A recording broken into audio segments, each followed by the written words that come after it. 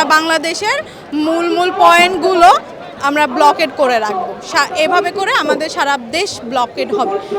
আমরা মূলত চাচ্ছি যে কোটা থাক, কিন্তু যেসব কিছু কিছু ক্ষেত্রে থাক, যেমন হচ্ছে যারা প্রতিবন্ধী, যারা নিগ্রোষ্ঠী, তাদের জন্য থাক, কিন্তু বাকিদের জন্য না থাক।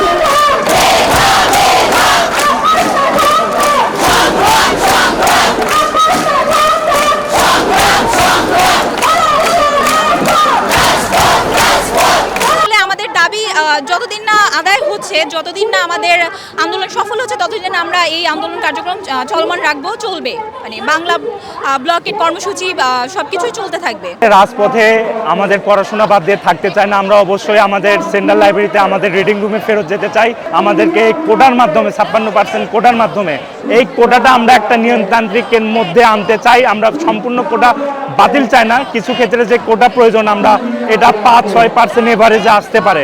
এই যে বৈষম্য, আর এই বৈষম্য দূর করার জন্য কিন্তু আমরা রাজপথে, আমরা কখনোই রাজপথে থাকতে চাই না। আমরা চাই আমাদের ঘরে ফিরতে, পড়াশোনায় মনোযোগী হতে।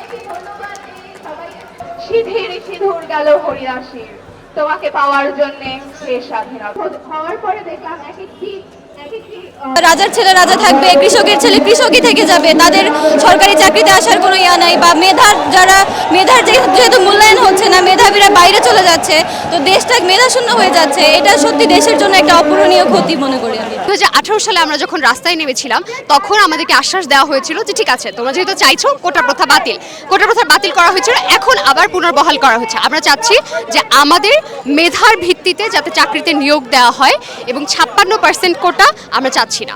আজকে আমরা বাংলা ব্লকের কর্মসূচি পালন করেছি। আজকে বিকাল 3টা থেকেই আমাদের যে সমর্থকরা রয়েছেন আন্দোলনের, তারা ঢাকা শহরের বিভিন্ন পয়েন্টে অবস্থান নিয়েছেন এবং তারা সড়কগুলো অবরোধ করার চেষ্টা করেছেন।